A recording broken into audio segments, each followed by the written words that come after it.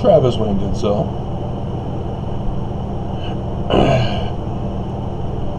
Growing up Mormon, I was taught that Joseph Smith translated the Book of Mormon from the plates.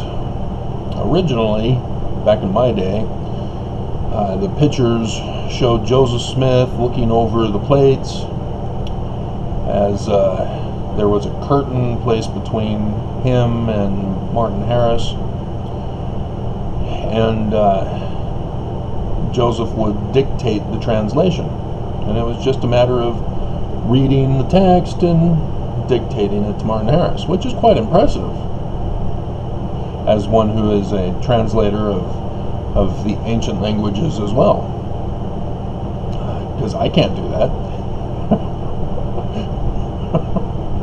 I mean, I deciphered Paleo-Hebrew and deciphered Egyptian petroglyphs, which are the hieroglyphic pictures contained within text, if you've seen it.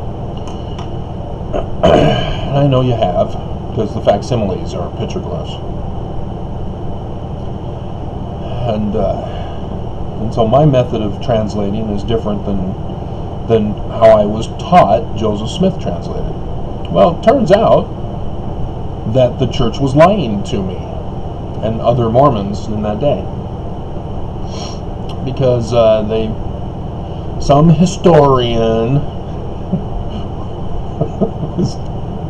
was doing deep doctrinal research in violation of the prophets and found Martin Harris said that Joseph Smith translated the Book of Mormon by looking at rocks in a hat. And the church had the September 6th excommunicated and tried to cover it all up to continue the lie, but didn't work out too well for the church. And eventually the internet came about. People were able to find that September 6th had talked about rocks in a hat, and so the church thought it was wise to come up with gospel topics essays and go into denial mode to say that Joseph Smith never said he was a translator, and that he was just receiving revelation as a revelator. Well, then why does Joseph Smith say revelator and translator? Nothing but lies, lies, lies. And still to this day, ex-Mormons, not Mormons, because Mormons still, they have their own thing, ex-Mormons,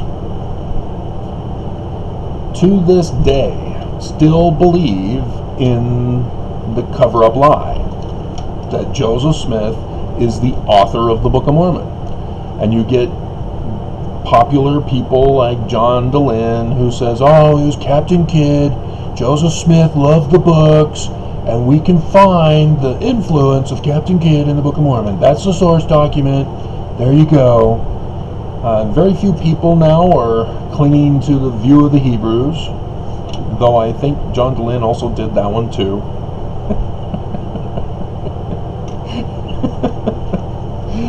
Oh, dear God. No, it was not plagiarized. It was just the same vein. It's like Star Trek and Star Wars and Stargate and Starship Troopers and blah, blah, blah. Battlestar Galactica. All of them coming out trying to capitalize on what interests the public. That was what interested the public back then. And so, if I were to come out and tell Mormons, as I have, I already know the response, that's why I'm doing the video again, that Sidney Rigdon is the major author of the Book of Mormon. That surprises ex-Mormons, because they're all outraged that Joseph is a fraud for using rocks in a hat. But then go, what? What? Joseph had nothing to... What? Sidney Rigdon? What? How did he fit in? He didn't join the church until December of that year in 1830. And that's one of the apologetic Mormon arguments, is that, oh, it couldn't have been Sidney Rigdon. He didn't know about the Book of Mormon until November, when Parley P. Pratt gave it to him, as a couple of missionaries happened to give it to him when he was in Palmyra. Huh. How did that happen? Parley was over in Kirtland, Ohio. What was he doing there in Palmyra? Why? How did the missionaries just happen to be there when he was there?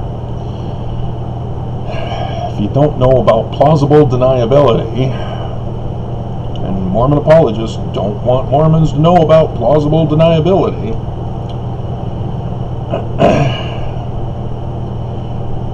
and so, despite ex-Mormons being confused on this subject matter, Mormons are especially in overload mode. The most common one is, no, it's a hoax, fake news, not true, that's evil, it's of the devil, you're Korahor, apostate. That's the popular Mormon response. This isn't a matter of opinion. Mormons can't just pray, is Joseph or Sidney Rigdon the author of the Book of Mormon? Oh, I gotta ask in a yes or no question? Okay, is Sidney Rigdon the author of the Book of Mormon? Oh yeah, I've never felt good about it either. Is Joseph Smith the real translator by gift and power of God? Oh yeah, exactly as I believed this whole time. Wow, yeah, the Spirit's so true. Have you not caught on? You can't ask word questions where lengthy sentences and all that need to happen, because you're not going to get it. That's why Mormons developed the Christian version of feelings, nothing more than feelings, and call it spiritual witness. And so it's already predetermined what the answer is going to be. It makes it a whole lot easier as a religion. Not so complicated with all this getting inspiration and having to actually do work to find out the truth, investigate, research, test, grow a seed into a tree with fruit. That takes too long. I'm hungry now. I want the answers now. And so then you get those other Mormons who don't get the sentence answers, and so then something happens in their life and they think, oh yeah, I was told that I needed to go down this street instead of this other street, and I haven't heard it in the news, but I'm sure there was an accident or something on that street if I had gone down that street. The ones that create doctrine, theology. And you can't live your life like that either. And what Mormons do when they do this 50-50 spiritual witness, or the speculation game, is you're denying truth. Because the only way to obtain truth is to get inspiration, follow that inspiration to the end result. And if you find out it's a load of crap, you'll know it. But you have to follow it to the end result. And so with Sidney Rigdon, you got to follow it to the end result. Which means you need to find the tests that the linguistic researchers did. I posted it here for the picture and will be the thumbnail. hoping it should be. The one I did late last night into this morning, I didn't even bother with the thumbnail picture. And so YouTube just selected one for me. Angry Travis.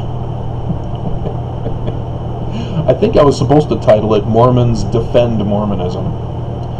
It ended up being Deny Mormonism. Oh well, whatever. So, I know Mormons think that their whole belief system is going to be shattered, and you'll go into a state of shock, finding out that what the church has been telling you is a lie. I went through it. I know all about it. But I wanted to know the truth. If I'm being lied to, and I already had practice with my own family, and the Lord has shown me another way. Yeah, my Mormon parents, strict as they were, taught me all about the church and how I didn't want any part of it. It started with my family. I didn't want any part of my family. So when the church is lying to me, yeah, I'm not accepting that. I'm going to find out the truth. My mom, still to this day, thinks Saddam Hussein caused 9/11. That's how absurd they are. And that's the same practice in the Mormon church for them. You know, I'd be surprised if they even knew about the rocks in a hat thing. And if they did, it was only because somebody brought it up in Sunday school. But my mom, no, she won't believe it. No, gift and power of God. Translated. See, my parents, when I saw me working on translation, my dad, we had the AOL internet back then, he had found a test for identification of Egyptian characters. And my dad had taken the test and he failed. So he thought, oh, perfect. I can now show up my son that he's not a translator and he should give it all up. My dad was great that way. Only 1 in 1,000 will ever make it into the professional leagues, Travis. You should give up baseball. Okay, so what should I do? So yeah, I took the test, aced it. 100%. My dad's jaw was literally dropped. It was awesome. One of those great moments in a boy's life. A son's life. I was an adult by then. They didn't think so. My mom's still in denial ever since I hit puberty. Nope, that's not my son. My son is the prepubescent child who loves chocolate cake.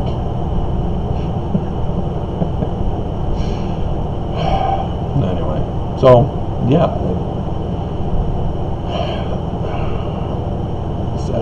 If you don't come to grips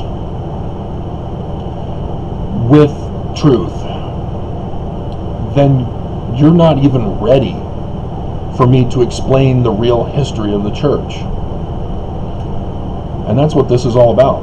See, notice I'm not going into the details of Sidney Rigdon's life and all that. I just gave you teasers.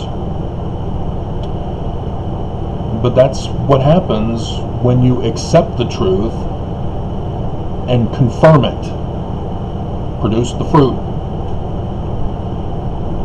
Because there's a lot of lies that the church is spreading online and in conference and in the manuals. They just had a news post about how the Sunday school wants Mormons to read a new book about church history now to get a background understanding of the Doctrine and Covenants for this year.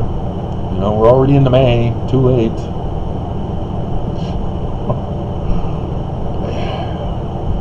So yeah, church just keeps rewriting church history over and over again, and all of them are wrong. They will not ever acknowledge Sidney Rigdon as the author of the Book of Mormon because of what it means, because of the consequences. They already know this. That's why they're lying to you. And I know this, which is why I'm warning you. I'm trying to tell you the truth.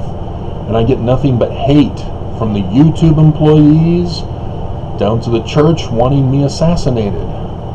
They've hired people to assassinate me. I found the money trail. All because I found out Joseph was a translator. Not of the Book of Mormon. Biblical Hebrew and Egyptian. Not the Book of Mormon. So, yeah, when you're hating me and living in denial land, oh, it's a hoax. You're evil, Travis. Thumbs down. I'll show you. Just remember, church is lying to you, not me. The church is lying to you, not me. So then, what does it mean for you to hate me? To deny my information? What does that mean? When you still cling to the false information of the church? And do you even care to know the truth? There are Mormons who don't. There are Mormons, as I've told you, who are okay with the lie that Joseph Smith raped little girls, stole men's wives, committed crimes and murder. And there are Mormons apparently okay with this because Brigham Young took over.